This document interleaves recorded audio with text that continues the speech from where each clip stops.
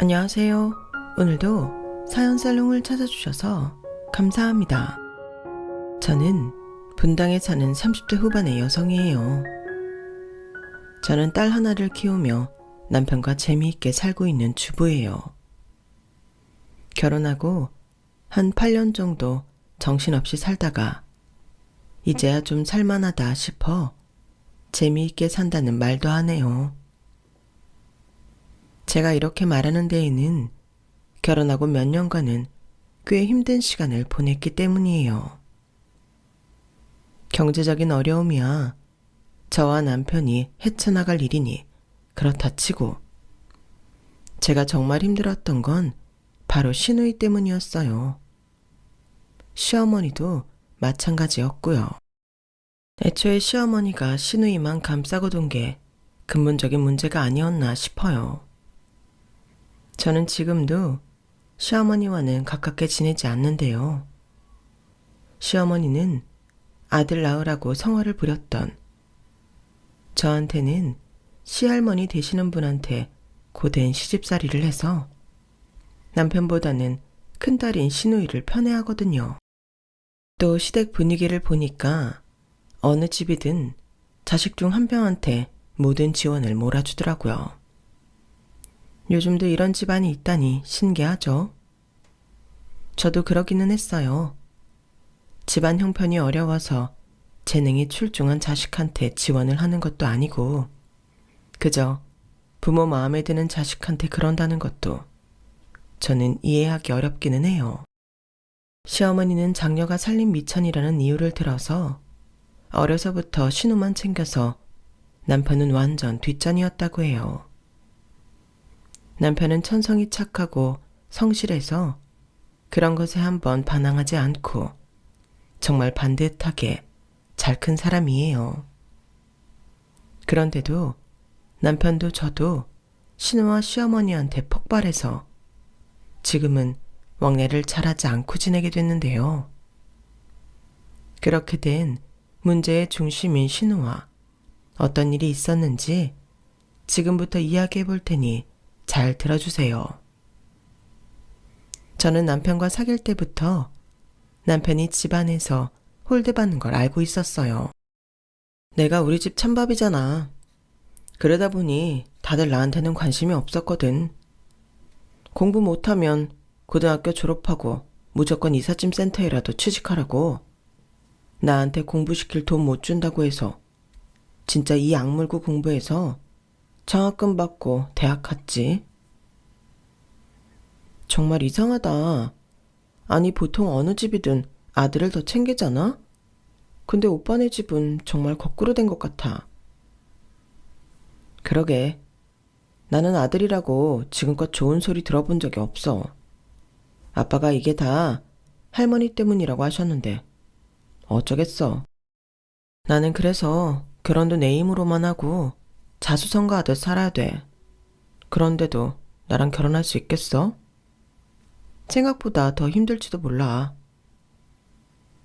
저는 처음 사회에 나와 직장에 다닐 무렵부터 남편을 사귀어서 결혼 이야기가 나올 때는 5년 정도 사귀고 있었어요. 남편이 결혼 이야기를 할 듯 하다가도 안 하길래 제가 먼저 질렀는데요. 자기도 결혼은 하고 싶은데 생각할 시간을 좀 달라고 하더니 며칠 후 장난스럽게 자기 처지에 대해 말을 꺼내고는 진지하게 자기랑 정말 결혼할 수 있냐고 하더군요. 장난해? 오빠가 어떤지 나도 옆에서 봐서 대충은 알아. 회사 다니며 바쁜데도 집안 굳은 일 다 하고 좋은 일에는 연락 못 받거나 늦게 알기도 하고 그것도 사촌동생 통해서 말이야. 나 그런 거 가지고 결혼하고 안 하고 따지고 싶지 않아. 우리 집도 뭐 나 어릴 때나 좀 잘 살았지. 중학교 들어갈 때부터 아빠가 어려움이 많으셔서 나도 내 힘으로 다 뚫고 나가야 돼. 그런 거 보면 우리 천생연분 아니겠어? 나는 오빠랑 함께면 뭐든 잘할 수 있을 것 같아. 그러니까 결혼하자. 저 역시 제가 학비 벌어 대학 공부를 하고 필사적으로 일자리를 찾아 회사에 들어갔었기 때문에 그런 면에서 남편과 통하는 데가 있었어요. 남편 집은 저희보다 형편이 좋은데도 불구하고 남편은 그 혜택을 받을 수 없다는 게 저까지 속상하더군요. 나한테 쓸 돈까지 누나한테 다 썼다는데 뭐. 한때 나는 혹시 친아들이 아닌가 하는 마음까지 들었는데 그래도 아빠가 몰래 용돈 조금씩 주셔서 그런 건 아닌가 보다 했어. 어쨌든 뭐 누나가 엄마가 돈 쓴 만큼 좋은 대학 나와서 돈 잘 버는 남편 만났으니 그걸로 됐지 뭐. 신우는 어릴 때부터 미술을 배웠고 고등학교도 예고를 나왔다고 하더군요. 유아 전공이라는데 일러스트레이터로도 꽤 잘 나간다는 말을 들었어요. 그래서인지 남편도 의사를 만나서 아주 잘 살고 있다는 거였어요. 상견례 때 만난 신우와 신우 남편은 똑같이 사람 무시하는 눈빛으로 저를 쳐다보았고 끝까지 저한테 말 한마디도 붙이지 않았어요. 시어머니는 그 자리에서도 자기 사위한테 절절 매는 모습을 보이더라고요. 그리고 남편과 저 때문에 만나는 상견례 자리인데 누가 보면 신우 시집 보내는 건 줄 알 만큼 신우 칭찬만 입에 침이 마르도록 하는 거였어요. 그러면서 한편으로는 사위가 불편할까봐 계속 눈치를 보는데 저희 부모님하고 남동생도 민망해할 정도였네요. 남편 말로는 자기 엄마가 누나 시집 잘 보내서 사위 덕 보는 게 목표였다고 하더라고요. 엄마가 우리 어릴 때 입버릇처럼 하던 말이 있거든. 우리 일수는 돈 잘 벌고 잘 사는 남자 만나 결혼해서 나중에 엄마가 너한테 투자한 만큼 다 돌려줘야 된다고. 어쩌면 엄마는 누나한테서 자기 인생을 보상받고 싶었던 것 같아. 아무리 그래도 오빠한테는 인색하게 군 게 나는 참 그러네. 제가 불만스럽게 말하자 남편은 다 지난 일이라 괜찮다며 제 손을 잡고 웃더라고요. 그때 저는 이렇게 마음이 바른 남자와 결혼하게 돼서 다행이라고 생각했어요. 시댁에서 신우 결혼시킬 때 정말 뻐근하다 싶을 정도로 남자 집에서 요구한 게 많았다고 해요. 그래서 남편도 그동안 들어놓았던 적금 하나 해약해서 1,000만 원이 넘게 결혼 자금으로 보탰었다네요. 솔직히 그 정도로 차별받고 자라면 성인이 돼서 연락 끊고 한 푼도 안 도와줄 법도 한데 남편은 그러지 않았어요. 그렇다고 시어머니한테 잘 보이려고 하거나 그러는 사람도 아니었고요. 하지만 신우는 결혼하고 나서 시어머니한테 잘 하지는 않았대요. 신우 남편도 명절 때에도 병원 핑계대고 얼굴도 보이지 않을 때가 많았고 시부모님 생신 때나 겨우 전화하는 정도라더군요. 저와 남편은 저희가 모은 돈으로 경기도에 있는 18평 정도 되는 작은 아파트를 전세로 얻어서 결혼 생활을 시작했어요. 남편은 교통도 많이 안 좋고 좁은 아파트에서 살게 됐다고 저한테 정말 미안해했어요. 그래도 집은 남자가 준비해야 되는 건데 이런 작은 데도 윤진이 네 돈 쓰게 하고 미안하다. 네가 나 믿고 결혼한 만큼 내가 너 후회하지 않게 해줄게. 오빠, 우리는 정말 잘 될 것 같아. 사람은 말한 대로 된다잖아. 우리 잘 될 거야. 그리고 내가 뭐 돈 얼마나 보탰다고 그래.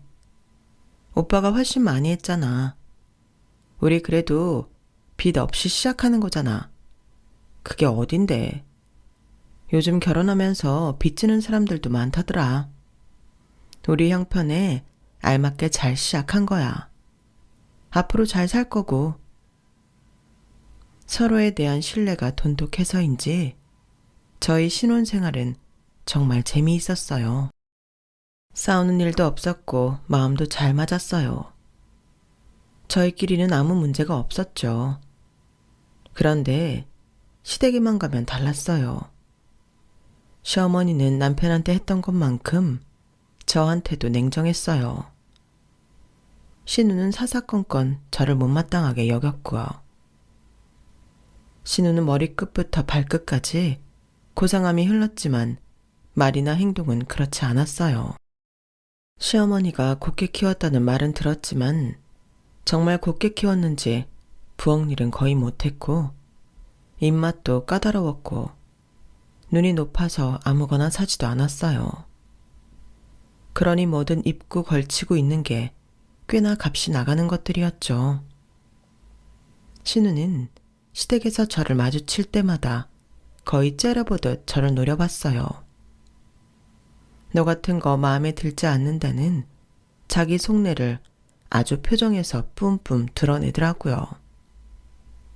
처음에야 저도 잘 지내고 싶어서 노력했지만 절대 옆을 내주지 않는 신우를 보며 가까이 다가가는 거는 포기했어요.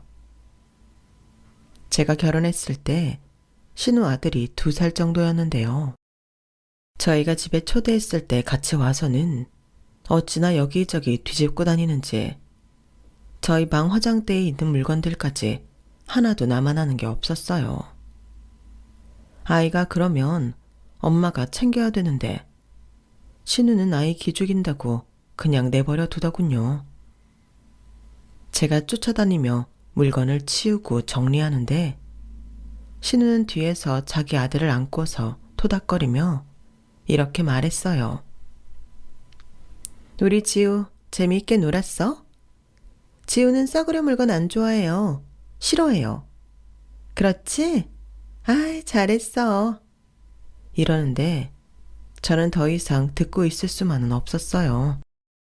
지우야, 어떤 물건이든 남의 집에서는 이렇게 함부로 하면 안 되는 거야. 이거 외숙모가 아끼는 귀걸이인데 망가졌네? 이렇게 남의 거 망가뜨리면 안 되는 거예요. 알았지? 아이를 안고 있는 신우가 금세라도 나한테 소리라도 지를 것처럼 노려보는데 마침 신우 남편이 그만 집에 가자며 부르더라고요. 마치 저와 남편을 못 볼 거 본 것처럼 인상을 잔뜩 찌푸리면서요. 저희 부부가 안녕히 가시라고 인사하는데 답도 안 하고 외면하고 나서 나가자마자 들으라는 듯 신우한테 하는 말이 들려왔어요. 그러니까 오늘 오지 말자고 했잖아. 형제가 초대해도 초대 나름이지. 이런 못 사는 동네에 좁아 터진 데를 오자고 하면 어떡해. 고래 자존심만 남아서 우리 지우한테 하는 거 봐라.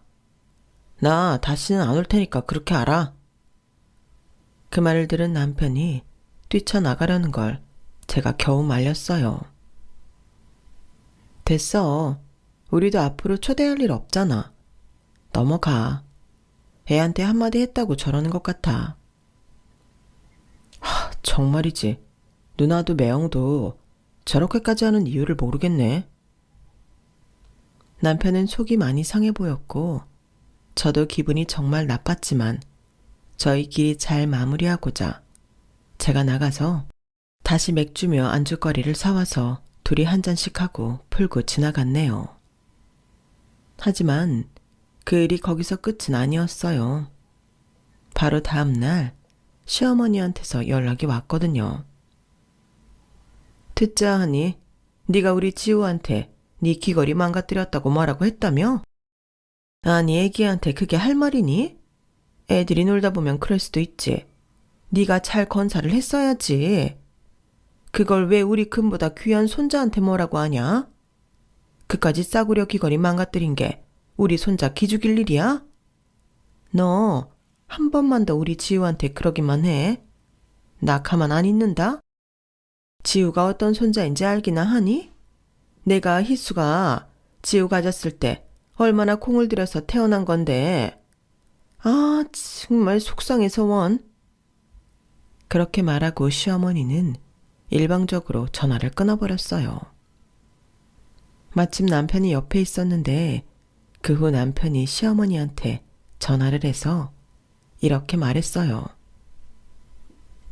엄마, 윤진이 나 하나 믿고 결혼했어.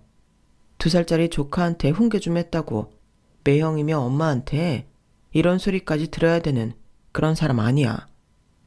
엄마랑 누나가 지후 소중히 생각하는 것만큼 나한테는 이 사람이 소중해. 아니, 세상에서 둘도 없이 소중해. 아이가 잘못했으면 한마디 할 수도 있는 거야. 아이는 아무것도 모르니까 그러면서 배우는 거라고. 누나 말만 듣고 일방적으로 윤진이한테 뭐라고 하지 마. 이럴 거면 전화 안 했으면 좋겠네. 그러자 시어머니 고함 소리가 핸드폰을 뚫고 들려오더군요. 네가 결혼하더니 마누라한테 미쳐서 정신이 나갔지? 그게 여태껏 너 키워준 엄마한테 할 소리냐? 집에서 나 결혼할 때 뭐 해줬다고 그러는 건데. 나 누나 결혼할 때는 1,000만 원 넘게 보탰던 거 알지? 나한테 이런 식으로 말할 자격 없지. 그러니까 그만해.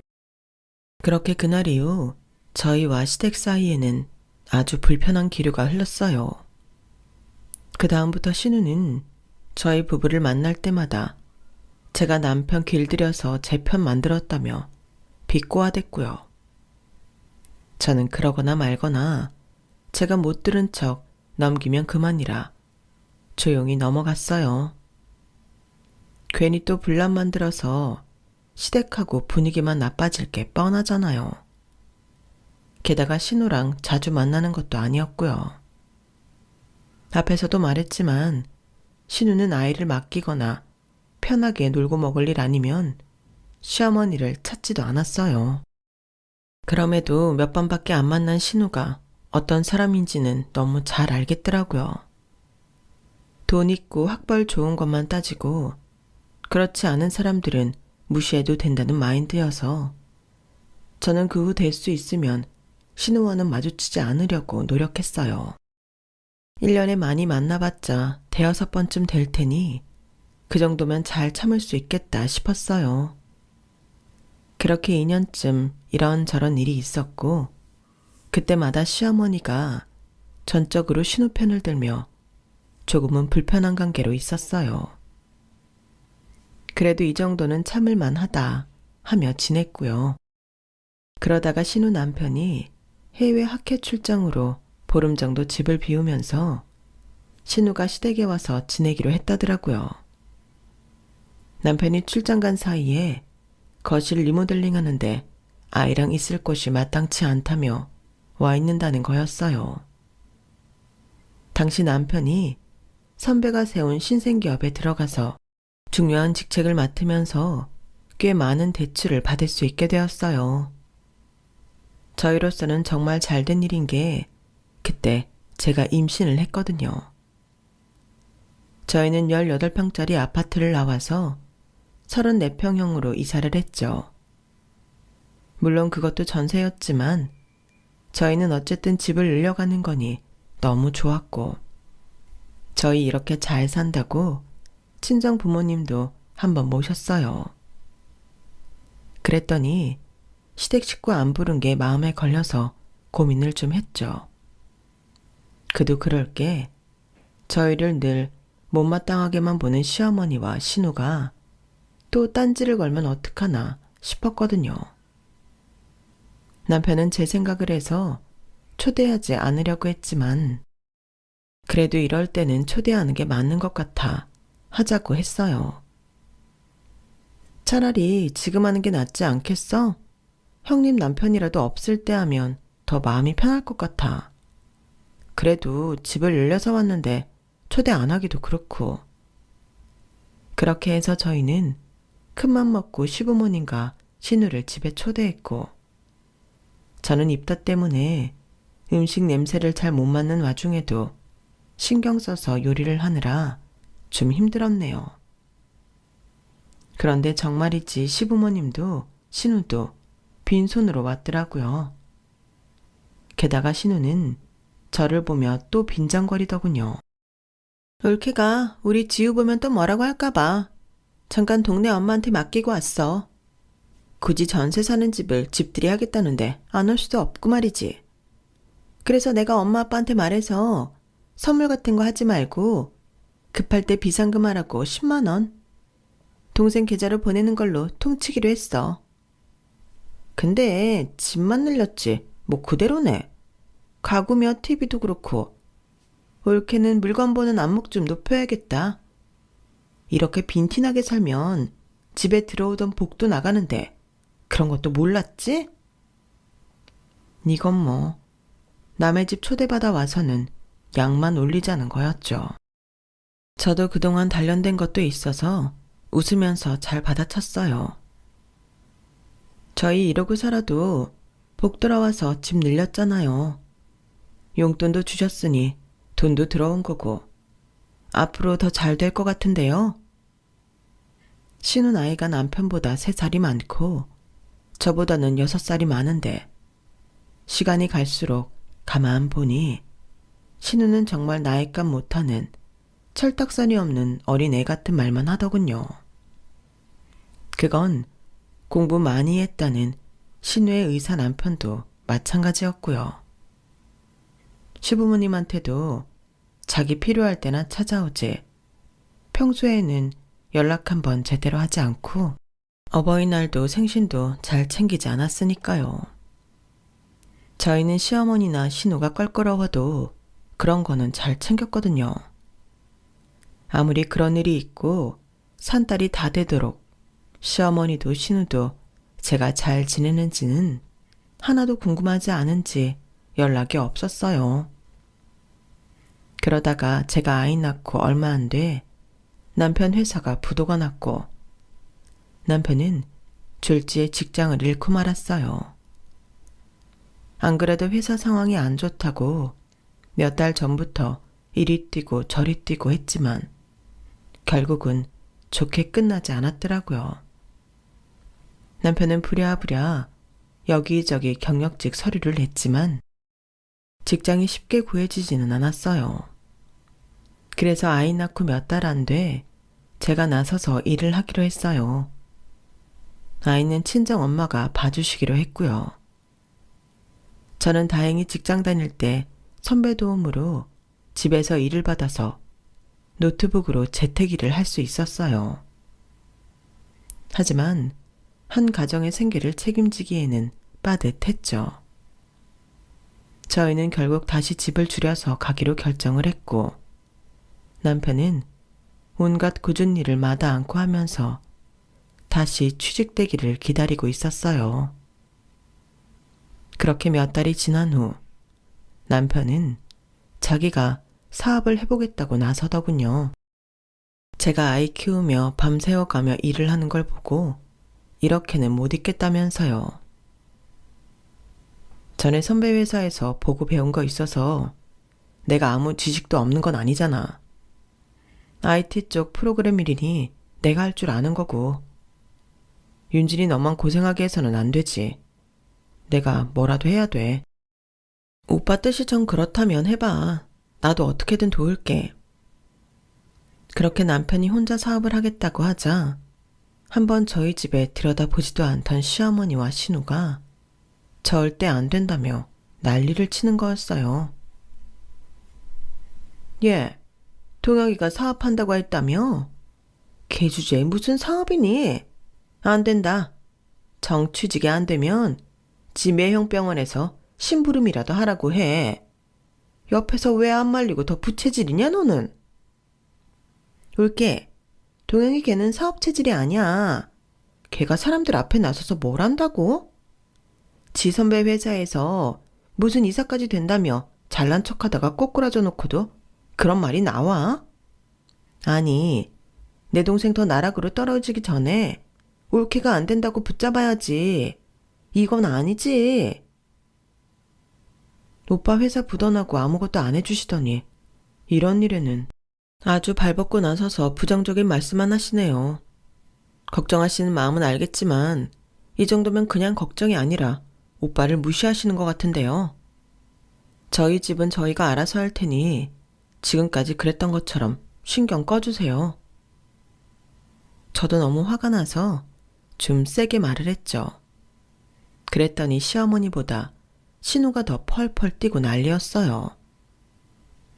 어머, 지금껏 우리가 하는 말을 그렇게밖에 생각 못했다 이거지? 올케도 그렇고 동혁이도 그렇고 자기 주제를 알아야 되는데 주제 파악을 못하니까 이런 일이 생기는 거야. 송충이가 솔잎을 먹고 살아야지. 감히 사업? 웃기지 말라고 해. 그렇게 한다고 돈이나 벌 수 있을 것 같아? 우리 같은 위치에 들어올 수 있을 것 같냐고. 저는 자기 동생한테 이렇게 악담을 퍼붓는 누나는 생전 처음 봤어요. 물론 가족마다 사정이 있어서 사이가 안 좋은 경우는 있겠죠. 그런데 이렇게 엄마랑 누나가 똘똘 뭉쳐서 동생 하나를 바보 만드는 건 정말 듣지도 보지도 못했었네요. 저희는 어떻게든 성공하자고 마음을 굳게 먹었지만 생각만큼 일이 쉽게 풀리지는 않았어요. 앱 개발을 하면 어디선가 비슷한 걸 개발해서 먼저 계약해버리는 일도 있었고 아이디어도 직원이 들고 다른 회사로 도망가기도 했었고요. 직원 10명 미만의 작은 회사에서 그런 걸 일일이 관리하기란 너무 힘들더군요. 저희는 또다시 집을 방 하나에 부엌과 거실이 같이 있는 집으로 옮기며 끝까지 힘을 내보기로 했어요. 그때는 진짜 힘들었던 게 저희가 처음 결혼할 때보다 더 작은 집이었고 옛날 3층 주택집이라 집 자체가 춥더라고요. 이쯤 되니 남편이 아예 당분간 시댁에 연락도 하지 말고 찾아가지도 말자고 하더군요. 시어머니랑 신우가 뭐라고 할지 너무 뻔했으니까요. 사업도 스트레스인데 가족한테까지 마음의 상처를 입는 건 제가 생각해도 아니다 싶어서 그러자고 했어요. 솔직히 얼굴만 마주치면 얄미운 소리만 해대는 신우. 안 보니까 편하고 좋긴 하더라고요. 그런데 몇 달 후에 갑자기 신우가 저희 집에 왔더군요. 어디서 들었는지 저희가 여기로 이사한 걸 알았다면서요. 그때 사온 게 두루마리 휴지 12개짜리에 햇반에 통조림 같은 걸 잔뜩 사가지고 와서 먹고 살기 힘드니 받으라는 거였어요. 우리한테 연락 안 하면 평생 모르고 살 줄 알았어? 그러게, 내가 말했잖아. 동혁이는 사업 같은 거 안 된다고. 우리 남편처럼 똑똑하고 머리 좋은 사람도 병원 운영하는 거 그거 하나로 얼마나 머리를 많이 쓰는 줄 알아? 병원도 사업이야. 우리 같은 사람이나 하는 사업을 동혁이가 할 거라고 믿었다니. 올케도 참 순진하다. 지금이라도 동혁이 말려. 이러다 진짜 망할까봐 그래. 우리는 송파구에 150평짜리 아파트로 이사 가는데 동생은 이런 데에서 사니 너무 수준 차이가 심하잖아. 우리 부부 체면도 좀 생각해 주라. 어디 가서 친정 동생이 이러고 있다는 거 말도 못 꺼내. 내가 지금이라도 취직 자리 알아볼까?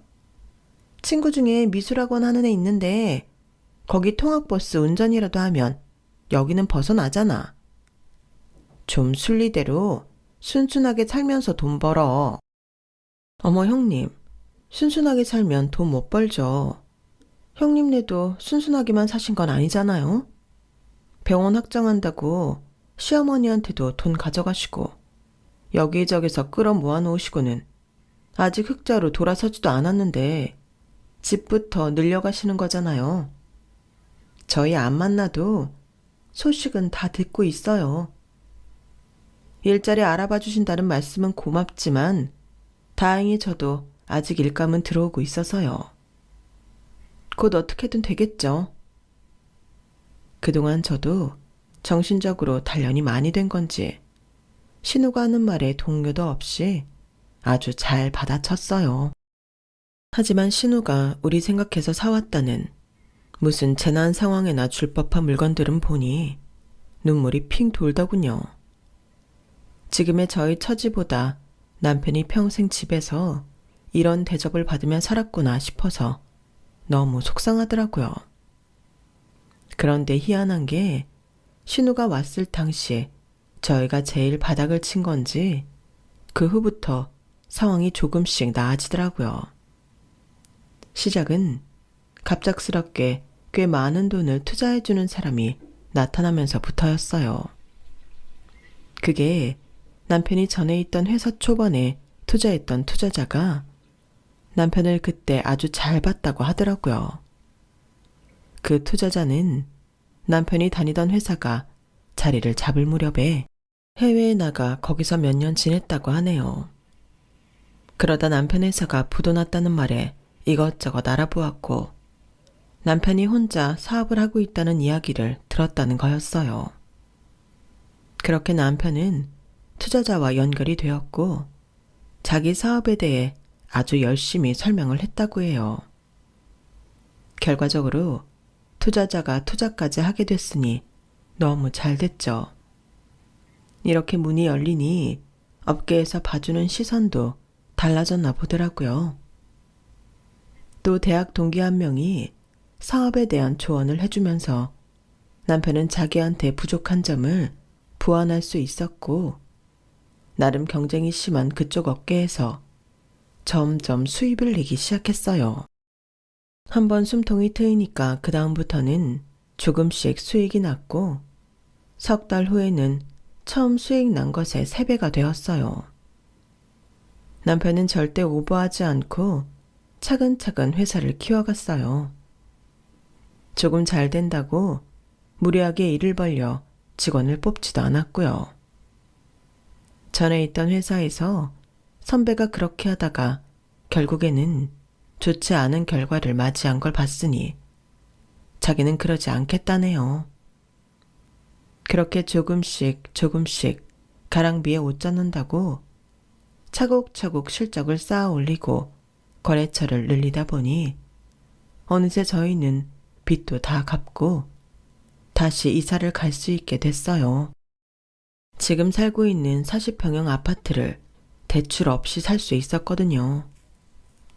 남편은 사업에서 난 수익을 또다시 연구 비용으로 투자하고 더 큰 회사에서 들어오는 여러 가지 프로젝트로 돈을 충당하면서 사업을 잘 꾸려가게 되었어요. 어느 정도 사업을 올려놓으니 돈이 돈을 버는 구조가 되더군요. 전에 해놓았던 것에서 지속적인 수입이 나왔고요. 그렇게 되기까지 저희가 바닥을 치고 5년 정도 걸렸네요. 그 사이에 아이는 커서 유치원에 다니고 있고요. 저희가 단 한 번 연락도 안 하고 찾아가지 않으니 언젠가 신우가 저한테 연락을 해서 못됐다며 한마디 하더라고요.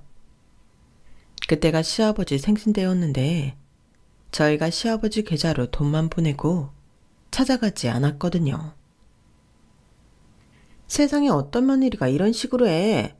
사람이 망했어도 인간성은 잃지 말아야지. 막말로 우리가 망하게 했어? 왜 오지도 않아? 이렇게 되니까 나만 일이 늦는 것 같잖아. 형님은 형님 일하는 게 싫어서 저를 찾으신 거 맞죠? 아니면 저희한테 그런 말씀하실 입장 아니잖아요. 형님네도 문자만 보내고 안 올 때가 더 많았잖아요. 그동안은 저희가 할 만큼 한 것 같은데 저희가 이번에는 힘들어서 가기 어려워요. 그게 저희가 막 바닥을 치고 올라오기 시작했을 때였네요.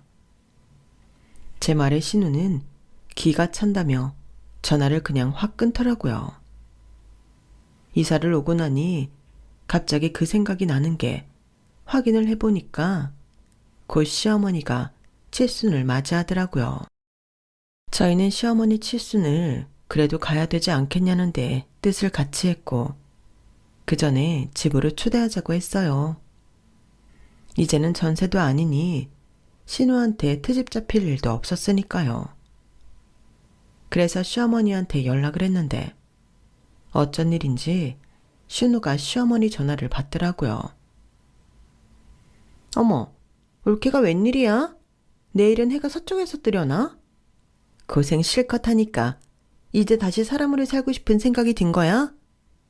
그래도 그 좁고 우울한 집에서 어떻게 우리 가족이 다 모여? 그건 아니지. 내가 괜찮은 식당 알아볼 테니까 거기서 밥이나 먹자. 물론 돈은 올케가 내야지. 내가 내는 건 아니야.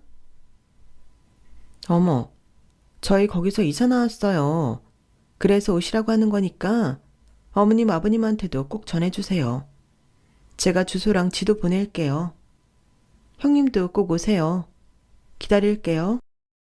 그러고서 저희 집 주소와 지도를 문자로 보냈는데 몇 시간 동안 답도 없더니 저한테 전화를 해서 몇 번이나 확인을 하더군요. 여기가 정말 올케네 집 맞아? 동혁이가 돈 좀 번 거야? 뭘 했길래?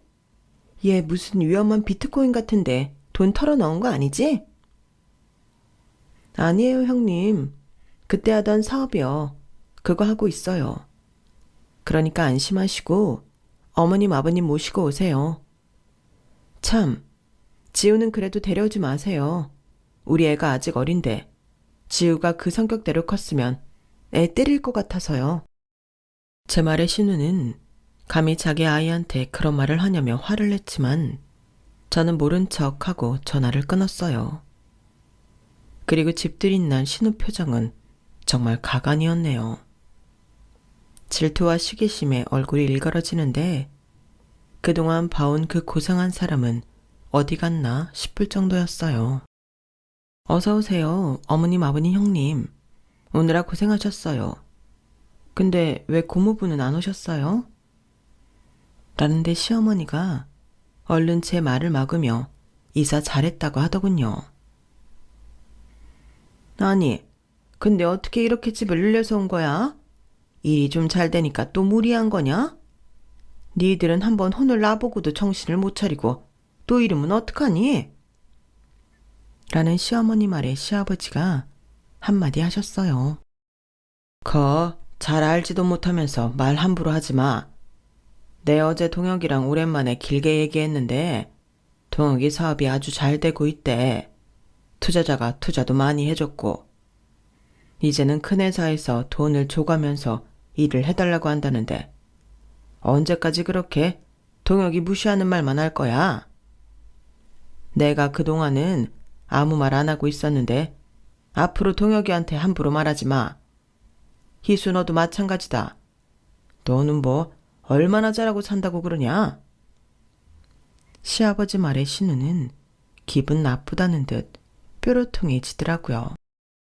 그러더니 자기 기분 나쁜 화살을 저희한테 돌렸어요. 그럼 대출을 얼마나 낀 거야? 이런 집 살려면 돈 꽤 들었을 텐데. 이번에도 전세야? 내가 말했지? 전세 살면서는 큰 소리 치지 말라고. 네, 형님 말씀 잘 알아들었죠. 그래서 저희 집 사고서 형님하고 아버님, 어머님 초대한 거예요. 여기 저희가 샀어요. 대출도 없고요. 저희 그동안 진짜 열심히 살았거든요, 형님. 돈도 허투루 안 쓰고요. 그 말에 신우는 입술이 말 그대로 일그러지면서 질투에 찬 표정으로 남편을 보더라고요. 시어머니는 아무 말 못하고 신우 등만 두드렸고요. 저녁을 다 먹고 나서 과일을 먹는데 신우가 또 지르더라고요. 동혁이 무슨 사기 같은 거 치는 거 아니지? 되지도 않는 거 된다고 하면서 이 사람 저 사람 속이는 거 아니냐고. 그렇지 않고서야 그런 허름한 옛날 주택에서 거실도 없던 방 한 칸에 살던 사람들이 이런 데로 이사를 와? 남편이 뭐라고 하려는데 제가 먼저 나섰네요. 형님, 말씀 함부로 하지 마세요. 여태까지는 오빠가 워낙 착하니까 가만히 있었던 거지. 저희 바보라서 넘어간 거 아니에요. 형님이 보기에는 형님 동생이 남한테 사기칠 사람으로 보이세요? 어머님, 아버님이 그렇게 키우셨나요? 아니잖아요. 정당하게 성실하게 일하고 그걸 이제 세상이 알아준 거고 그 보답을 받고 있는 거예요. 저는 정말 이해가 안 되는데요. 아무리 어릴 때는 미운 자식이 있다고 해도 다 커서 자기 일 스스로 잘하고 성공까지 했는데도 그걸 못 믿겠다는 식으로 깎아내리려고 하는 게 부모 맞나요? 그게 한 가족이에요. 누나가 자기 동생을 이런 식으로 말하는데 어떤 동생이 그런 누나 결혼하는데 돈도 1,000만 원이나 보태고 명절이나 행사 때마다 돈을 보낼까요? 그거 제 남편이나 되니까 하는 거예요. 대체 제 남편이 동혁이 오빠가 어머님하고 형님한테 뭘 잘못했다고 매번 그렇게까지 하시는데요. 제가 이렇게 말하자 시부모님은 고개를 떨구더군요. 시어머니는 그래도 좀 반성을 하는 것 같아 보였는데 신우는 그렇지 않았어요. 어쨌든 꼼수를 부렸으니까 갑자기 이렇게 돈을 번 거 아니야. 그건 틀린 말 아니잖아. 그거 나한테 좀 알려줘. 나는 그게 알고 싶어서 그런 거지. 다른 이유 없어. 니네만 이렇게 잘 먹고 잘 살 거야? 같이 좀 벌자고. 누나는 매형하고 성파고 잘 나가는데 150평이나 되는 아파트에서 살면서 잘 지내잖아. 뭘 얼마나 더 벌고 싶어서 그렇게 색안경을 쓰고 보는 거야? 나 꼼수 부린 적 없어. 남편이 말하자 신우는 입을 딱 다물더니 갈 때까지 아무 말 하지 않더라고요. 나중에 지나고 알게 된 건데 신우 남편 병원이 경영이 악화돼서 페이닥터 월급도 제대로 못 주다가 빚을 잔뜩 지게 됐다고 하네요. 그래서 그렇게 자랑하던 아파트도 팔아야 될 처지였고요. 시어머니도 신우네 형편이 저렇게 됐는데 저희가 사는 걸 보고 마음이 좋지 않았나 보더라고요. 항상 딸만 알던 양반이 아들이 딸보다 잘 살게 되는 게 반갑지 않았나 봐요. 그나마 이제 시아버지가 대놓고 저희 편을 들어주시게 됐지만요. 신우네 집안일도 남편이 시아버지한테 들어서 알게 된 거였어요. 그리고 한 달도 안 돼서 시어머니가 남편한테 울며 불며 전화를 했어요. 신우네가 망했다면서요. 그동안 고집을 부리고 버티던 신우 남편은 설상가상으로 병원에서 피부 시술을 잘못해서 집단 소송을 당했다고 해요. 의료사고라는 게 입증이 쉽지 않은 건데 그동안 신우 남편 평판이 안 좋았는지 한 명이 나서서 시술 잘못 받았다 하니까 너도 나도 자기도 잘못됐다고 나와서 일이 커졌다는 거였어요. 시어머니는 펑펑 울면서 네 누나 좀 도와달라고 사정을 했고 남편은 시어머니가 하는 말을 가만히 듣고만 있더라고요. 엄마가 매형한테 주고 못 받은 돈은 내가 어떻게 해볼게. 근데 매형네까지 도와주기는 나도 힘들어. 그리고 그러고 싶지도 않아. 어차피 누나는 엄마가 챙길 거잖아. 나는 우리 집만 챙길 테니까 누나는 엄마가 알아서 해. 솔직히 엄마가 나한테 이렇게 전화하는 거 나는 좀 그렇다. 그동안 엄마가 나한테 어떻게 했는데.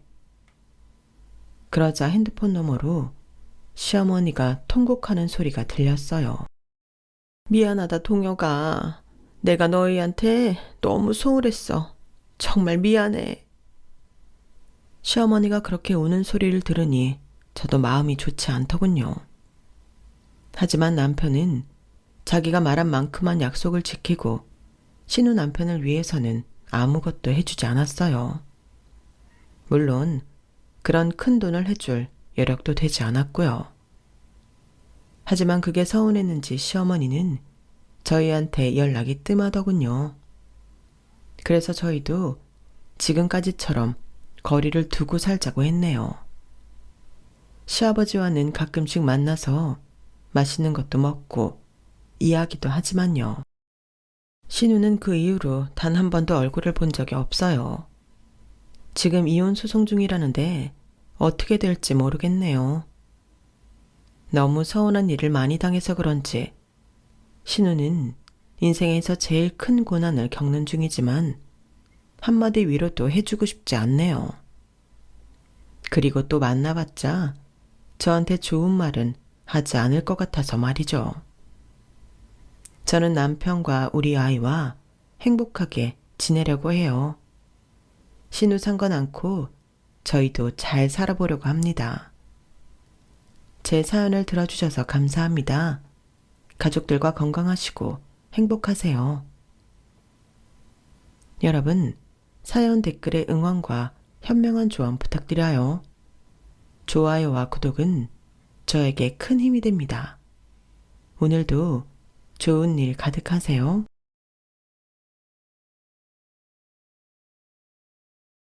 안녕하세요. 오늘도 사연 살롱을 찾아주셔서 감사합니다. 저는 힘들고 고단한 어린 시절을 보냈지만 지금은 옆에서 저를 지지하고 응원해주는 좋은 남편과 시댁 식구들을 만나 누구보다 행복하게 지내고 있는 여자예요. 지금부터 제가 들려드릴 이야기는 제가 겪은 이야기예요. 한 번도 아니고 2번이나 한 여자와 20년 넘게 엮이면서 엄청난 일을 경험하게 됐었죠. 저는 아주 어릴 때부터 아빠와 단 둘이 살고 있었어요. 엄마는 제가 워낙 어렸을 때 아프셔서 돌아가셨거든요. 안타깝지만 엄마는 제게 사진에서 본 것이 전부인 존재였어요. 엄마에 대한 기억이 거의 없었죠. 누가 가르쳐주지 않았는데도 저는 아빠 앞에서 죽은 엄마 이야기를 꺼내지 않았어요. 뭔가 그러면 안 될 것 같았거든요. 아빠는 제가 유치원에 들어가면서부터 여자친구들을 종종 집에 데리고 왔어요. 어느 날은 키 큰 아줌마가 제게 인사를 했고, 어느 날은 화장을 짙게 한 아줌마, 어느 날은 머리가 사자처럼 풍성한 아줌마였어요. 아빠의 여자친구들은 길면 1년, 짧으면 한 달 만에 바뀌기도 했고, 그중 2명은 아예 짐을 싸갖고 우리 집에 와서 같이 산 적도 있어요. 그러다 아빠와 좀 사이가 안 좋은 것 같다고 느껴질 때면 쥐도 새도 모르게 짐이 모두 사라졌었죠. 어릴 때는 그런 게 나쁜지 좋은지도 몰랐어요. 그냥 어떤 아줌마라도 좋으니 다른 친구들처럼 손잡고 다닐 수 있는 여자 어른인 엄마 같은 존재가 있었으면 좋겠다 라는 바람뿐이었어요. 참 안쓰러운 꼬마였죠. 그렇게 여자들이 바뀌기를 반복하다 제가 초등학교 3학년이 되었을 때 아빠는 한 아줌마를 처음으로 제게 새엄마라며 정식으로 소개시켜 주었어요. 아줌마라기보다는 언니에 가까운 앳된 외모였어요. 긴 생머리에 짧고 몸에 달라붙는 치마, 작은 얼굴 안에 유난히 큰 눈이 돋보이는 예쁜 언니였어요.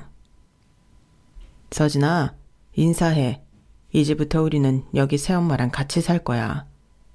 새엄마 말 잘 듣고 착하게 굴어야 돼. 네가 서진이구나. 아주 착하게 생겼네. 앞으로 잘 부탁해. 잘 지내보자. 자신을 박민송이라고 소개한 새엄마는 어린 제 눈에 예쁘기도 예뻤지만 늙고 못생긴 우리 아빠랑은 전혀 어울리지 않는 것 같았어요. 나중에 커서 안 사실이지만 그때 우리 아빠는 40살이었고 새엄마는 고작 25살이었더군요. 그날 이후 새엄마는 집에 냉장고며 가구며 자신이 원하는 스타일로 싹 바꿔가기 시작했어요. 갑자기 이사를 간 기분이 들었어요. 그런 아빠는 새엄마가 얼마나 좋은지 예쁘다, 잘한다 라는 말을 입에 달고 살았어요. 새엄마는 그동안 잘 쓰던 식기들까지 다 버리고 새로 구입했고 저는 한동안 그릇의 위치가 다 바뀌어 헤매느라 고생을 좀 하기도 했어요. 저는 아빠가 시킨 대로 새엄마 말도 잘 듣고 착한 딸이 되면 다른 친구들처럼 새엄마 손을 잡고 여기저기 다닐 수 있겠다고 생각했어요. 하지만 새엄마는 그렇게 해주기는커녕 아빠가 있을 때와 없을 때가 완전히 달랐어요. 하루는 주말에 아빠가 지인의 경조사로 집을 비우게 되었어요. 새엄마는 제 방문을 벌컥 열고 들어와 걸레를 던지며 말했어요. 야, 오서진, 너 나와서 청소해. 청소요?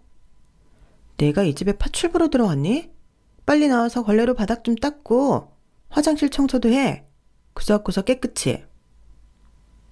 평소 나긋나긋하게 내게 말하던 모습은 눈을 씻고도 찾아볼 수 없었어요. 놀란 저는 새엄마가 시키는 대로 했어요. 새엄마, 화장실 청소 다 했어요. 어디 봐봐. 야, 이게 청소한 거야? 여기 물때 안 보여? 넌 눈이 있는 거니 없는 거니? 새엄마의 원성에 저는 울면서 다시 청소를 했어요. 새엄마, 배고파요. 내가 너 밥 해주러 이 집 들어왔어? 나 지금 술 약속 있어서 나가야 되니까 저기 찬장에 있는 라면 꺼내서 끓여 먹든지 해. 혹시 아빠 오시면 나 장 보러 갔다고 해. 다른 엉뚱한 말 짓거리면 죽을 줄 알아. 결국 그날 새엄마의 위협적인 모습에 놀란 저는 아무것도 먹지 못하고 울다가 잠이 들었어요. 다음날 아빠가 집에 계시니 새엄마는 또 다른 사람이더군요. 서진이 일어났니? 엄마가 김치찌개 끓였어. 얼른 세수하고 나와서 먹자. 제가 아무것도 못하고 어정쩡하게 있자 아빠가 빽 하고 소리를 질렀어요. 야, 오서진, 새엄마 말 안 들려? 빨리 세수하고 와서 밥 먹어. 자기야, 왜 애한테 큰 소리를 내고 그래요? 지금 막 일어난 애한테. 제가 저렇게 멀뚱멀뚱 바보같이 있을 때면 답답해 죽겠어. 누굴 닮아 저렇게 얼이 잘 빠지는 건지. 아무것도 모르는 아빠는 당황한 저를 이해하시지 못했죠. 체할 것 같았지만 꾸역꾸역 밥을 먹었어요.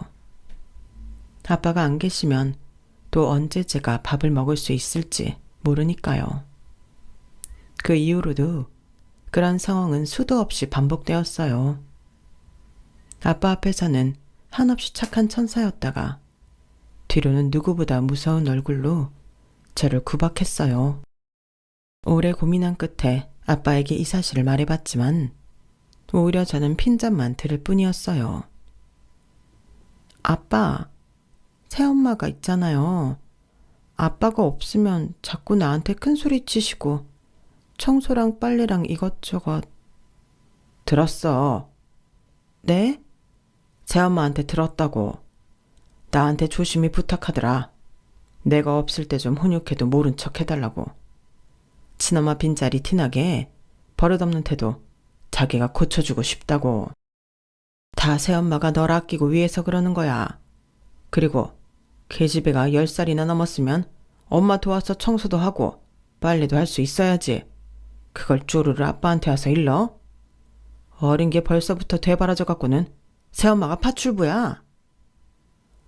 그게 아니라 제가 잘못한 거 아닌데도 자꾸 혼내셔서 무서운데. 어른이 혼낼 때는 다 이유가 있는 거야. 오서진, 너 그나마 새엄마가 있어서 밥도 잘 먹을 수 있고 예쁜 옷도 입고 살 수 있는 거야. 새엄마한테 고마워해. 새엄마에게 이미 푹 빠져버린 아빠는 제 말은 귓등으로도 듣지 않았어요. 아빠까지 빼앗겼다는 생각이 드니 서러웠지만 제가 뭘 할 수는 없었죠. 그나마 그 집에 있어서 잠도 자고 추위도 피할 수 있으니까요. 저는 제가 바뀌어서 새엄마에게 잘 보이자고 다짐했어요. 시키지 않아도 청소도 해놓고 세탁기 돌리고 말려서 차곡차곡 개어놓기도 했어요. 밥도 하고 싶었지만 키가 작아 밥솥이랑 가스레인지가 손에 닿지 않았어요. 그러던 어느 날 새엄마가 거칠게 절 잡아당기며 말했어요. 야, 너 내 화장대 건드렸어? 네? 아니, 먼지만 닦았어요. 누가 안방에 함부로 들어오래? 어딨어? 내 반지 어딨어? 네? 무슨 반지요? 먹여주고 재워주고 했더니 은혜를 이따위로 갚아? 어린 년이 아주 비싼 건 알아가지고 화장대에 있던 내 다이아 반지 어디에 뒀냐고. 벌써 팔았어? 아니면 나 엿먹으라고 버렸어? 고작 10살 좀 넘은 어린아이가 다이아 반지가 뭔 줄 알고 팔아버리겠어요. 지금 생각해보면 순 억지였어요. 제가 놀라 어버버 하고 있을 때 아빠가 집에 들어오셨고 새엄마는 갑자기 눈물을 보이며 상황을 설명했어요. 당신이 준 다이아 반지 서진이가 어디에 감춘 건지 도통 말을 안 해. 나는 나름 내 자식처럼 기른다고 야단도 치고 훈육도 했던 건 맞지만 서진이는 그게 싫었나 봐. 아이를 기른다는 게 이렇게 어렵고 힘든 일인 줄 몰랐어. 오서진, 내가 너 엄마한테 잘하라고 했지? 새엄마가 널 얼마나 친자식처럼 아끼고 생각하는데 네가 이렇게 나와? 반지 어쨌어? 빨리 말해. 반지의 소재를 알 길 없는 저는 울면서 모른다고만 했어요. 내가 너 이렇게 가르쳤어? 거짓말하고 어른 골탕 먹이라고? 이럴 거면 너 나가. 난 이런 딸 필요 없어. 얼른 나가. 아빠는 저를 끌어내려고 했지만 저는 끝내 집을 나가지 못했어요. 반지가 어디 있는 줄 모른다고 2시간 넘게 엎드려 빌며 울자 그제서야 아빠와 새엄마는 제 말이 믿기는지 저를 두고 방으로 들어가 버렸어요. 저도 제 방에 들어가 얼굴을 파묻고 서러운 마음에 몇 시간을 울었어요. 그 뒤 겁을 잔뜩 먹은 저는 아빠나 새엄마가 이름만 불러도 긴장해서 한동안은 바지에 실례를 하기도 했어요. 그 일을 극복하는데 꽤 오랜 시간이 걸렸어요. 그리고 어느 날 새엄마 손에 반짝거리는 반지 하나가 껴있더군요. 본인이 어디 잘못 두고 다시 찾은 것 같은데 제게 미안하다는 사과 한마디 없었어요. 아빠 역시 모른 척하고 지나갔고요. 저는 아마 그때부터 큰 절망을 느꼈던 것 같아요. 이제 아무도 내 편이 없다는. 그 이후 어린 새엄마는 다른 여자들보다 훨씬 오래 우리와 함께 살았어요. 저는 저도 모르게 눈치를 보는 소심한 아이로 자랐고 그렇게 6년이라는 시간이 흘렀어요. 제가 고등학교 입학을 앞두고 큰일이 벌어졌어요. 건강하시던 아빠가 갑자기 뇌출혈로 쓰러져 병원 신세를 지게 되었고 한 달도 채 되지 않아 하늘나라로 갔어요. 저는 아빠의 죽음이 엄청나게 슬프지는 않았지만 앞으로 살 길이 막막했어요. 제 예상은 조금도 빗나가지 않았어요. 장례가 끝나자마자 새엄마는 이것저것 정리한다며 한동안 바쁘게 보냈어요. 어느 날 학교가 끝나고 집에 돌아와 보니 새엄마가 이 집에 들어올 때 갖고 온 큰 여행 가방에 짐을 챙기며 제게 말했어요. 오서진, 이제 우리 남남인 거 알지? 남남이요? 그래, 남남. 너랑 나랑은 피 한 방울도 안 섞인 남남이잖아. 아빠도 죽었으니까 더더욱 같이 살 필요는 없을 테고 아빠 사망보험금은 어차피 부인인 내가 1순위라 나한테 다 들어올 테고 그래도 6년 넘게 한 집에 같이 살았는데 너무 아무것도 안 남기면 인간미가 없을 것 같아서 자, 여기 100만 원. 이 집도 내가 팔아서 조만간 다른 사람들이 이사 올 거야. 너도 빨리 네 물건 챙겨서 네 살 길 알아봐야지. 다른 사람이 여기에 산다고요? 너랑 나랑 같이 여기서 사는 것도 웃기잖니?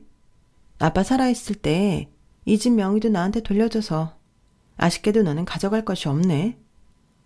그래도 내가 주는 이 돈 100만 원이면 잘 살 수 있을 거야. 이거 엄청 큰 돈이다? 새엄마는 어디 가는데요?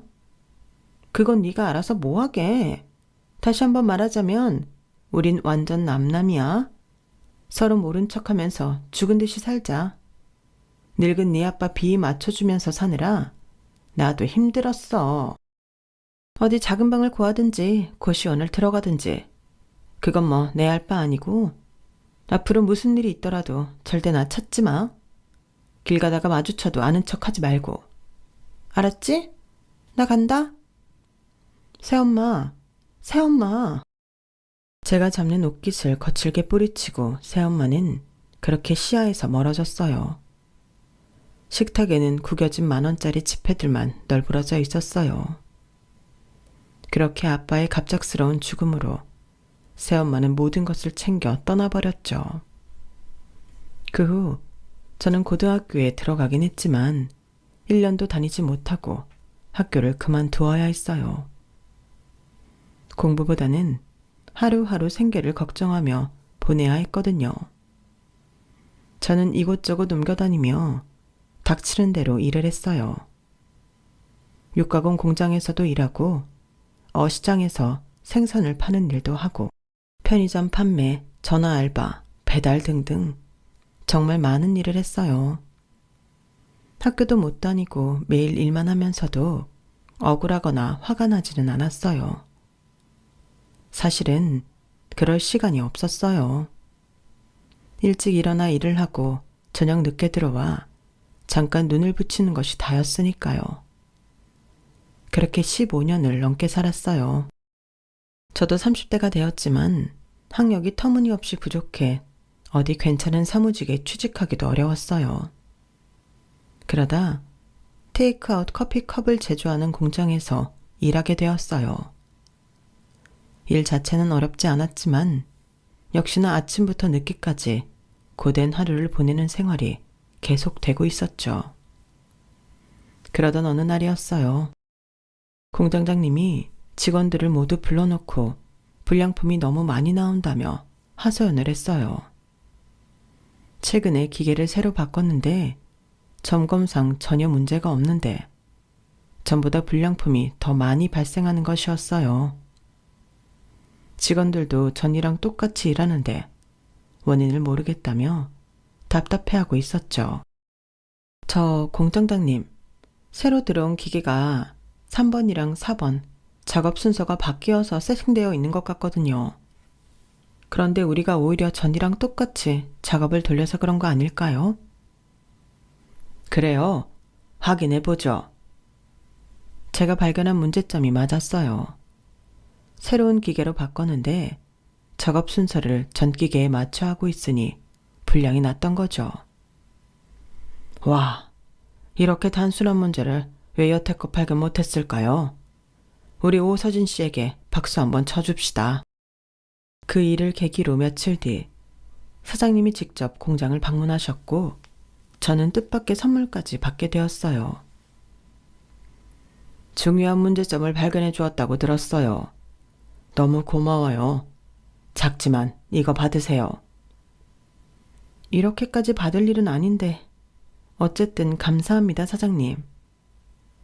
다음번에 같이 식사하시죠. 네. 인사치레로만 알았던 사장님의 식사 제안은 정말 며칠 뒤 초대를 받고 함께 자리하게 되었어요. 사장님과 공장장님이 계실 거라고 예상했던 것과는 달리 사장님의 가족분들이 계시더군요. 안녕하세요. 사장님 밑에서 일하고 있는 직원 오서진입니다. 이렇게 가족분들이 모두 식사하시는 줄 모르고 왔습니다. 죄송합니다. 죄송하긴요. 저희가 서진 씨 보려고 일부러 여기 온 거예요. 저를 보러요? 이 사람이 서진 씨 칭찬을 얼마나 하든지 어떤 아가씨인지 너무 궁금했어요. 전 사장님을 몇 번 뵌 적도 없는데 어떻게 저를... 서진 씨 성실함은 공장 사람들 다 아는걸요. 아니다. 옆 공장 분들한테도 소문이 다 났던데요. 다른 데서 서진 씨 몰래 스카우트해 갈까봐 얼마나 노심초사했다고요. 과찬이세요, 사장님. 공장장한테 처음 서진 씨 이야기를 들었을 때 그냥 좀 성실하고 책임감 있는 친구가 들어왔구나 싶었어요.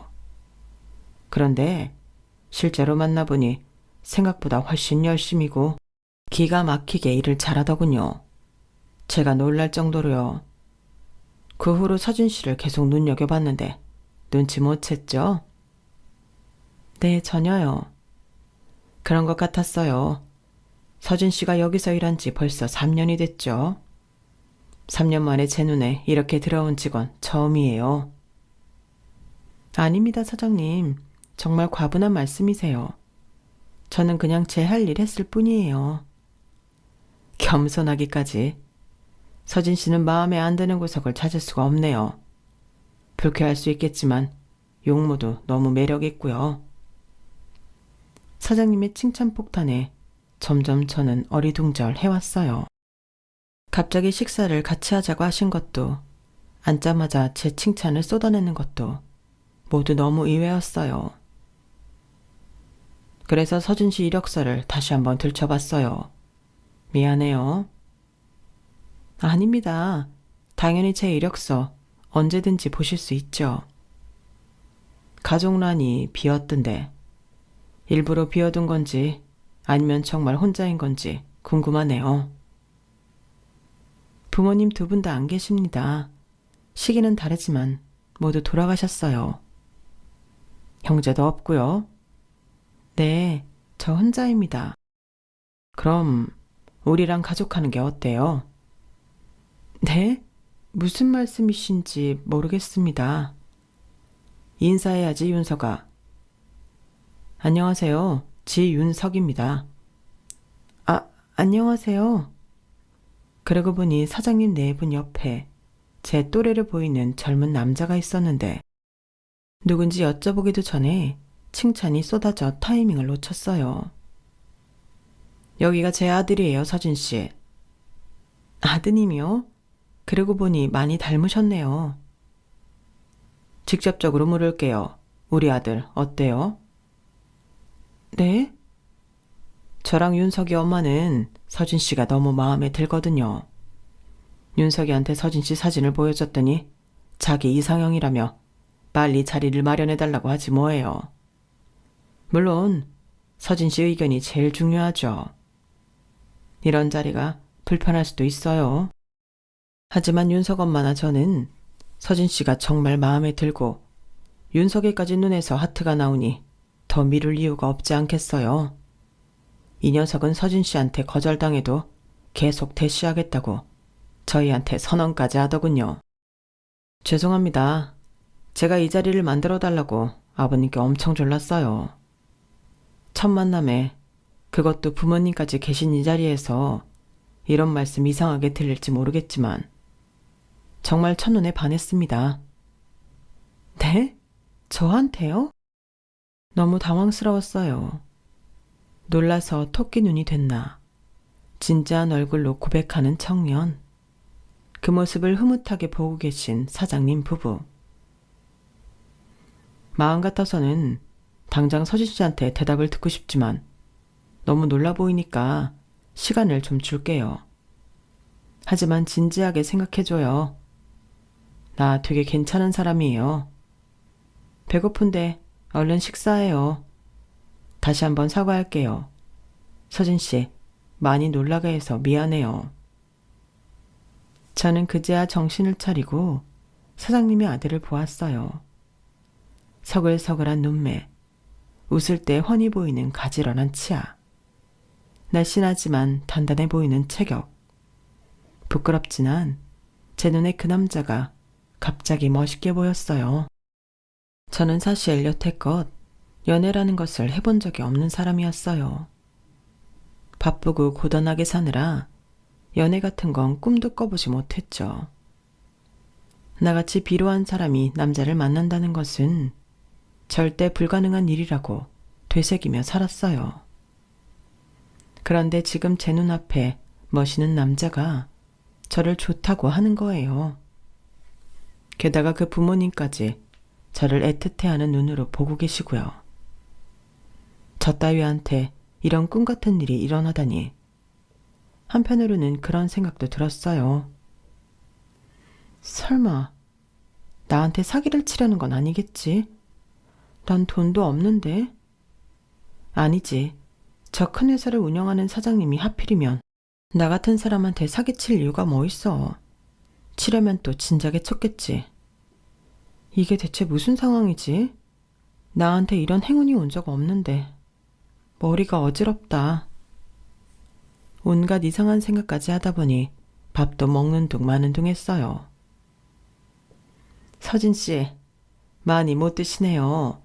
아무래도 우리가 너무 놀래켜드렸나 봐요. 그럼 나랑 엄마는 빠질 테니까 둘이 가서 커피라도 한잔 하지 그러니? 그럴까요, 서진 씨? 네? 네. 좋은 시간 보내고 와라. 서진 씨 집까지 꼭 모셔다 드리고.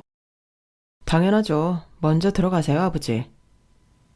먼저 일어나 보겠습니다, 사장님, 사모님. 두 분을 두고 저와 윤석 씨는 먼저 일어나 차로 10분 정도 거리에 있는 카페로 이동했어요. 저는 차 안에서도 뭐라고 말해야 할지 몰라 쭈뼛거리기만 했죠. 서진 씨, 무슨 커피 마셔요? 저는 커피를 잘 못 마셔서 과일 주스로 좀 부탁드릴게요. 커피꽃 공장에서 일하는데 커피를 못 드신다니 너무 재밌네요. 윤석 씨는 분위기를 풀어보려고 이것저것 많은 말을 했어요. 제게 궁금한 것도 많이 물어보고요. 서진 씨, 정말 미안해요. 갑자기 저희 식구들이 다 몰려와서 부담스럽게 해서. 어머니는 오시지 말라고 했는데 너무 서진 씨가 궁금하다고 하셔서요. 아버지가 그만큼 서진 씨 이야기를 많이 하셨거든요. 네, 너무 갑자기라 많이 얼떨떨 하기는 했는데 그래도 저 예뻐해 주시는 거 감사드려요. 그런데 왜 저 같은 사람에게 서진 씨 같은 사람이 뭔가요? 전 사실 남자를 만나본 적이 없어요. 그리고 아까 사장님이 말씀하신 것처럼 가족도 없고요. 배운 것도 없고 할 줄 아는 것도 없어서 이 나이까지 번듯한 직장 한번 다녀본 적도 없고요. 어떻게 봐도 한참 모자란 저를 도대체 왜 사장님과 윤석 씨가. 말했잖아요. 서진 씨는 제 이상형이라고요. 그리고 아버지한테 서진 씨 일하는 이야기 많이 들었어요. 미루는 경우 없이 누구보다 꼼꼼하고 자기 일처럼 적극적으로 하신다고요. 그 얘기를 듣고 생각했어요. 서진 씨는 자기 삶을 대하는 태도도 다른 사람과 다르겠구나. 남한테 보여주기 위해서가 아니라 그냥 매사에 충실한 사람이겠구나. 존경스럽다. 이렇게 말이에요. 제가 누군가에게 존경이란 말을 듣게 될 줄은 몰랐어요. 전 공장장님과도 꽤 친한 편인데 서진 씨 덕분에 직원들 간 협력도 잘 되고 분위기도 좋다고 입에 침이 마르도록 칭찬하시던데요. 그거야 공장장님이 제게 워낙 잘해주시니까. 첫 만남에 이런 고백 부담스럽겠지만 저는 정말 서진 씨한테 반했습니다. 함께하고 싶은 것들이 많습니다. 부디 긍정적인 방향으로 생각해 주세요. 저는 믿자야 본전이라는 마음으로 윤석 씨를 만나보기로 했고 놀랍게도 저희는 부부의 연까지 다 결혼을 하게 되었어요. 제 인생의 첫 남자가 마지막 남자가 된 셈이죠. 저희 새로운 가족들은 따스한 보금자리가 되어주었어요. 처음에 이 가족을 의심했던 것이 죄송할 정도로 제게 한없이 사랑을 베풀어 주었어요. 특히 시아버지와 시어머니는 제가 한 번도 느껴보지 못한 부모의 사랑이 무엇인지 알게 해주셨어요. 남편 역시 누구보다 절 아껴주며 사랑해 주었고요.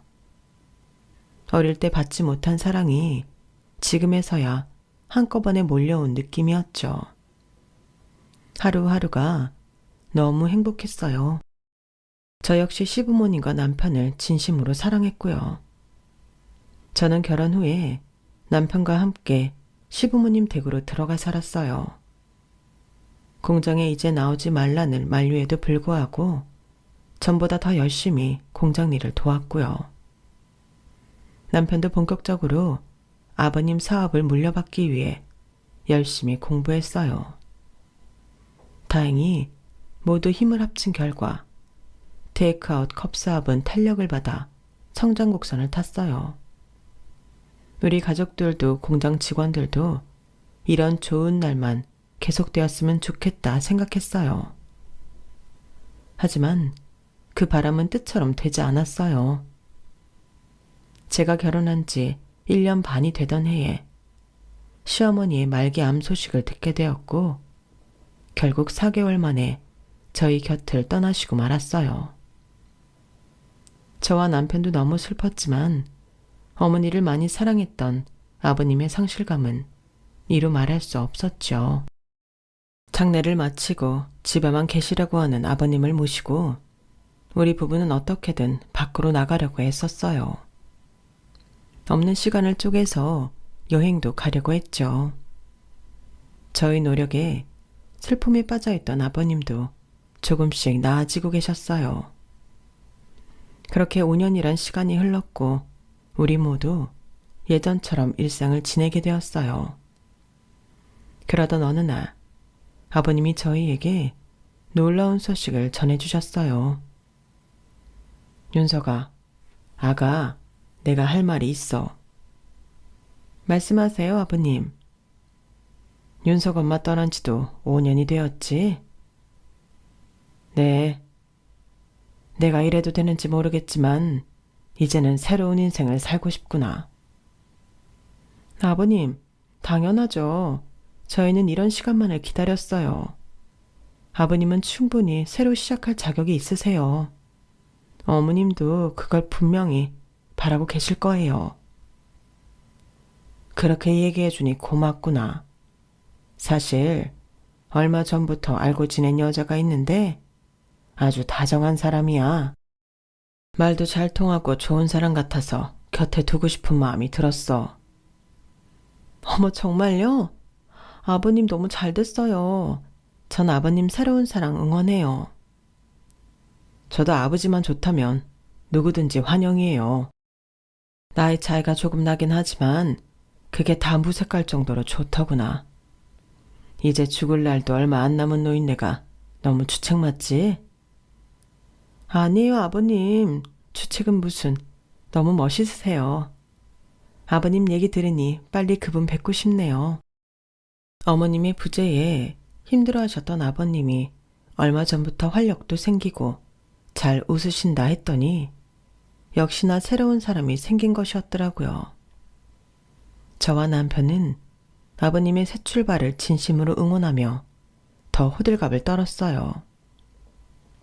며칠 뒤 아버님은 저녁 식사 자리에 여자분을 데려오겠다는 뜻을 비치셨고 저는 그날 공장도 안 나가고 하루 종일 이것저것 음식을 차리느라 바빴어요. 새로운 가족이 생긴다는 생각에 힘든 줄도 모르고 맛있게 만들었죠. 저녁 시간이 되었고 아버님이 마중하러 나가시는 동안 저와 남편은 얼른 음식들을 내왔어요. 얘들아, 인사드려라. 여긴 내가 말한 그 사람이다. 안녕하세요. 박민송이라고 해요. 저는 제 두 눈을 의심할 수밖에 없었어요. 아버님의 새로운 사랑이 예전 우리 아빠와 함께 살던 새엄마라니요. 더군다나 아빠의 보험금을 다 챙겨서 떠난 그 여자였죠. 저는 손이 부들부들 떨리기 시작했어요. 그 여자는 고개를 갸우뚱하더니 이내 안내한 자리에 앉더군요. 아무래도 저를 정확히 알아보지는 못하는 것 같았어요. 이미 20년도 훌쩍 넘었으니까요. 살은 좀 붓긴 했지만 작은 얼굴에 큰 눈은 여전하더군요. 저는 그 여자 눈을 똑바로 바라볼 수가 없었어요. 오만 가지 생각이 들었어요. 여보, 뭐해? 나머지 국이랑 밥 내와야지. 응? 알았어. 이쪽으로 앉으세요, 여사님. 아무것도 모르는 남편은 서글서글한 웃음으로 그 여자를 맞이했어요. 고마워요. 어머, 우리 사장님이랑 아드님이 똑같이 생겼네. 너무 잘생기셨다. 물론 내 눈에는 우리 사장님이 더 멋있기는 하지만. 우리와 처음 만나는 자리인데도 그 여자는 아버님 품에 안겨 스킨십을 계속하더군요. 그 모습을 보고 있으니 예전에 아빠에게 안겨있던 25살의 그녀가 떠올랐어요. 구역질이 났어요. 밥을 제대로 삼킬 수 없었죠. 여보, 왜 그래? 먹는 게 왜 이렇게 시원찮아? 음식 냄새를 너무 많이 맡아서 그런가 봐. 나 신경 쓰지 말고 먹어. 며느님 요리 솜씨 대박이네요. 우리 사장님 배 나온 게 다 이유가 있구나. 허허 웃는 아버님은 그런 그녀가 마냥 귀엽다는 듯 쳐다보셨고 남편도 다정한 그 모습에 흐뭇한 표정을 짓고 있더군요. 그날 저는 결국 체한 것 같다는 핑계로 차랑 과일만 내주고 방에 가서 이불 덮어쓰고 생각에 잠겼어요. 그래, 과거는 그렇다 치자. 저 여자도 지금 나를 정확히 못 알아보는 것 같고. 그런데 이걸 남편과 아버님한테 말해야 하는 걸까? 저렇게 행복해 하시는데 그냥 나만 입 닫고 살면 되는 걸까? 정말 진퇴양난에 빠진 기분이었어요. 어떻게 많고 많은 사람 중에 내 새엄마였던 저 여자와 아버님이 만난 건지 답답하기 짝이 없었어요. 그날 이후 저는 아버님께 그녀의 연락처를 물어 전화를 했어요. 박민송 씨 맞으시죠? 저 며칠 전 봤던 지영규 사장님 며느리예요. 어머, 며느님이 저한테 먼저 연락한 거예요? 그날 체한 건 좀 괜찮아졌어요? 네. 그런데 저 모르세요? 사장님 며느님이잖아요. 그런데 낯이 꽤나 있긴 한데 어디서 봤는지 정확히 모르겠어요. 우리 만난 적 있나요? 오중훈 씨 기억하세요? 저 오중훈 씨 딸 서진이에요. 저랑 같은 집에서 6년을 살다 아빠 죽고 떠나셨잖아요. 순간 긴 침묵이 이어졌어요. 네가 어떻게 사장님 며느리가 된 거야? 왜요? 전 이런 집에 시집 오면 안 되나요? 너 예전에는 나한테 말대꾸도 못하더니 많이 건방져졌다? 제가 아직도 10살짜리 어린애로 보이세요? 아, 용건만 말할게요. 정말로 우리 아버님이랑 결혼하실 생각인가요? 당연하지. 내가 그 사장님 어떻게 꼬셨는데. 꼬셔요? 서로 사랑하는 거 아니었어요? 나 아직 50대 초반이야. 너 같으면 70 넘은 노인네랑 사랑이 생기겠니? 아버님은 그쪽에 진심으로 대하고 있으시던데요. 나도 진심이야. 진심으로 그 사장님이랑 결혼할 거야.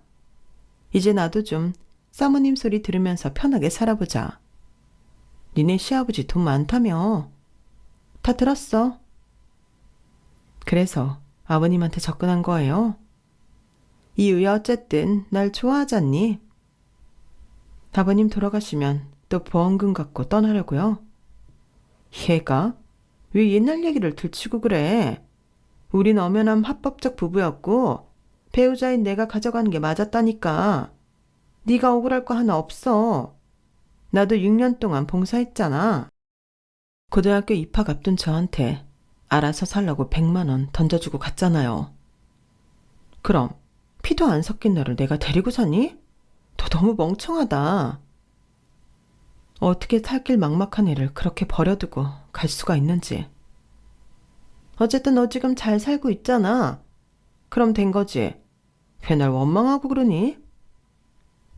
아버님이랑 남편한테 죽을 때까지 내 입 밖으로 당신 얘기 꺼내지 않겠다고 다짐했는데 당신 지금 태도 보니까 안 되겠네요. 다 말할 거예요. 말해라 얘. 누가 무서워하니? 과거 없는 사람이 어딨다고? 아마 사장님 네 말 기등으로도 안 들을걸? 그 배 나온 노인네가 날 얼마나 좋아하는데. 아주 끔뻑 죽어. 너나 조심해. 내가 그 집 들어가면 너부터 내쫓을지도 몰라. 염치라고는 조금도 찾아볼 수가 없더군요. 저는 당장 아버님과 남편에게 이 일을 전부 이야기했어요. 과거 저희 새엄마 때부터 지금의 아버님을 그냥 물주로만 보고 있다는 모든 이야기를 빠짐없이 했어요. 아버님은 절망적인 얼굴을 하셨어요. 아버님, 제가 죄송해요. 정말 아버님의 새 출발을 빌었는데 이런 악연으로 엮일 줄은 몰랐어요. 그분이 아버님을 정말 사랑한다고 했으면 제가 이렇게까지 하지 않았을 거예요. 그런데 아버님을 그냥 봉으로 생각하고 기만하고 있다는 걸 알았는데 제가 어떻게 가만히 있겠어요? 머리로는 알겠지만 가슴이 마음대로 안 되는구나. 늙은 나지만 박 여사를 내가 정말 사랑했나 보다. 저는 아버님에게서 예전 어머님을 잃었을 때 얼굴을 다시 봤어요. 죄스럽고 죄송스러워서 한참을 울었어요. 남편도 난감해하기 마찬가지였죠. 내가 박 여사랑 이야기를 좀 더 해보고 너희한테 말해줘도 되겠니? 그렇게 하세요, 아버지. 네, 아버님. 다시 한번 너무 죄송해요. 다음날 아버님은 그 여자를 만나러 갔다가 밤 늦은 시간까지 돌아오지 않으셨어요. 다음날이 돼서야 아버님은 슬쩍 문을 열고 들어오셨어요. 뒤에는 그 여자가 뒤를 보고 서 있더군요. 아버님, 괜찮으세요? 전화도 안 받으시고 해서 얼마나 걱정했다고요. 아가, 미안하다. 박 여사랑 많은 이야기를 했단다. 20몇 년 전에 너희 아빠와 결혼했었다는 사실은 인정하더구나. 하지만 보험금 수령이나 그런 건 모두 적법하게 이루어졌고 너를 거두려고 했었지만 너만 보면 돌아가신 아빠가 생각나 매몰차게 돌아섰다고 하는구나. 그리고 박 여사도 거짓이 아니라 생각보다 날 많이 좋아하고 있어. 저는 어안이 벙벙했어요. 헤어졌다고 말하실 줄 알았던 아버님이 뒤에 서 있는 그 여자의 변론을 하고 계시더군요. 그러자 그 여자가 호들갑 떨며 말했어요. 서진아, 넌 내 친자식 같았어. 그런데 아빠가 자꾸 떠올라 너와 함께 있을 수가 없었어. 나도 네 아빠 있는데 아주 오래 걸렸어. 20년이 넘는 시간 동안 나도 헤매다가 이제야 진짜 새로운 사랑이 느껴지는 사장님을 만나게 된 거야. 과거에 내가 너에게 모질게 했던 일들은 잊어주고 우리 새로 가족이 되지 않겠니? 내가 미안하다. 난 정말 지 사장님 많이 사랑해. 허락해 주렴. 그녀의 가소로운 연기에 저는 할 말을 잃었어요. 서로 속상한 시간들이 흘러갔고 한 달 뒤 그 여자로부터 전화를 받았어요. 오서진, 넌 내가 그렇게 금방 죽을 줄 알았니? 나 이제 네 시어머니니까 앞으로 깍듯하게 대하도록 해. 알겠어? 집이라도 한 채 챙기고 싶으면 말이야. 무슨 말이에요? 사장님이 나랑 혼인신고했어. 이제 그 많은 재산 누리고 살다가 사장님 죽으면 다 내 것이 되겠지. 이제 너 내 앞에서 머리 조아리고 다녀야 될 거야. 뭐라고요? 혼인신고했다는 말에 갑자기 기세등등하게 변한 그녀였어요. 하지만 전 다 알고 있었어요. 반격당할 사람은 제가 아니라 바로 그녀라는 것을요. 아버님은 정에 이끌려 정말 그녀의 과거를 모두 없는 셈 치료했었어요. 그리고 같이 살려고 했죠. 제게 미안했지만 아버님도 어쩔 수 없는 선택을 하겠다고 하셨죠. 그러다 어느 날 한 남자가 아버님을 찾아왔다고 해요. 박민송이랑 지금 만나는 분이죠? 박 여사를 아세요? 제가 사장님 인생 구제해드릴까요? 그 남자는 아버님에게 박민송에 관한 이야기를 빠짐없이 해주었다고 해요. 나 박민송이랑 지금 30년 넘게 지긋지긋한 악연으로 엮여있는 사람입니다. 박민성이 18살 때 제 아이를 임신했어요. 제가 꼭 책임지겠다고 조금만 기다려달라고 했는데 애를 낳자마자 저한테 버리듯이 주고는 떠나더군요. 그러더니 돈이 떨어지면 돌아오고 나가고를 반복했어요. 저는 애 엄마이기에 어떻게든 붙잡아 보려고 했지만 여기저기 만나는 남자가 한둘이 아니더군요. 그러다가 정작 자기가 낳은 애는 버리더니 어떤 나이 많고 애 딸린 남자에게 시집을 갔어요. 꽤 오래 살길래 잘 살고 있는 줄 알았죠. 나중에 알고 보니 그 집 남자가 죽어 다시 애는 버리고 보험금만 들고 날랐다고 하더군요. 심지어 죽은 그 남자랑 사는 동안에도 밖에서는 계속 외도를 하고 다녔고요. 그때 보험금 탄 재미를 안 박민송은 본격적으로 행동했어요.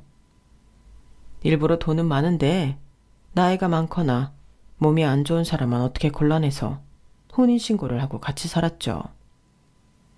그 사람들을 살살 꿰내서 보험금이고 재산이고 다 가로채기 시작한 거예요. 하지만 혼인신고를 한 부부이기 때문에 합법적으로 돈을 가져갈 수 있었던 거예요. 그래서 박민성이 여태껏 이 수법으로 혼인신고만 몇 번 했는지 아세요? 5번이에요, 5번. 그쪽이랑 하면 6번째고요.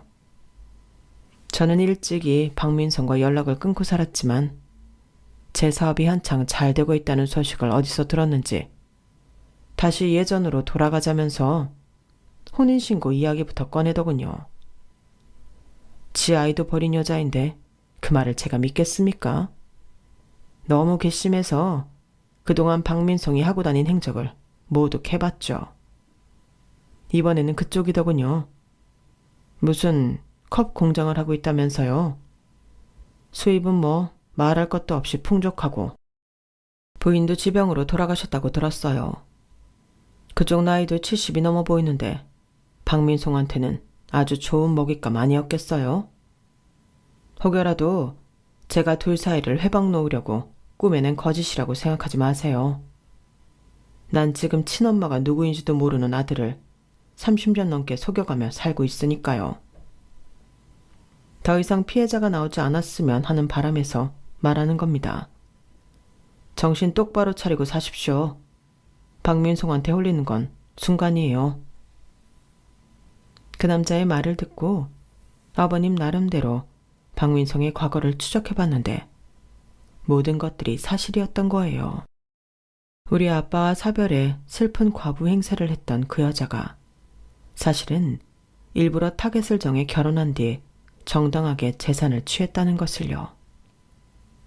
아버님은 반대로 박민송에게 온갖 달콤한 말로 혼인신고를 해서 모든 재산의 권한이 그녀에게 있다고 강조했고 그게 거짓이라는 것을 모른 박민송이 자랑처럼 짓거려 댔던 거예요.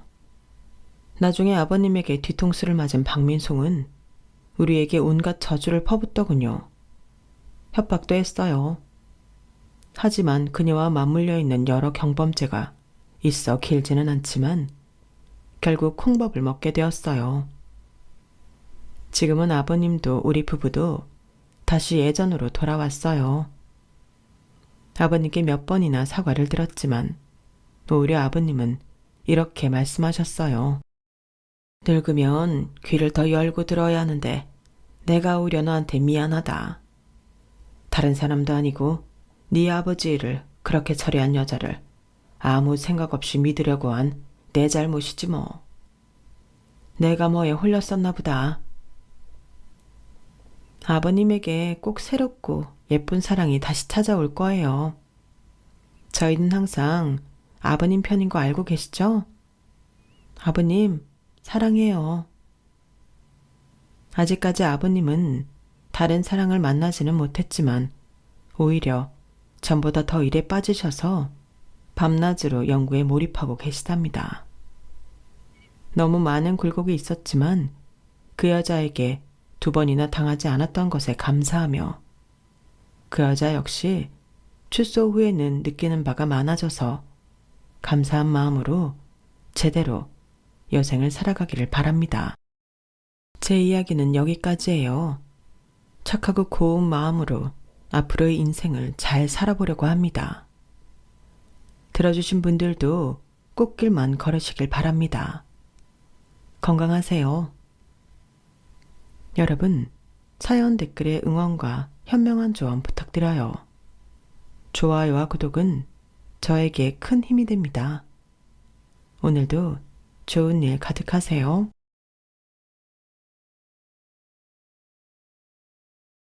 안녕하세요. 오늘도 사연 살롱을 찾아주셔서 감사합니다. 지난 목요일은 저희 부부의 결혼 20주년 기념일이었어요.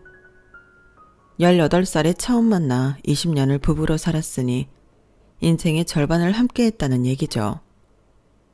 솔직히 믿어지지가 않더라고요. 고작 20년 살고서 무슨 호들갑이냐고 하실지 모르겠지만 저희 부부한테는 그 20년이 기적처럼 느껴질 만한 이유가 있어요. 오늘 이렇게 사연을 보내기로 마음먹은 것도 바로 그 이유 때문이에요.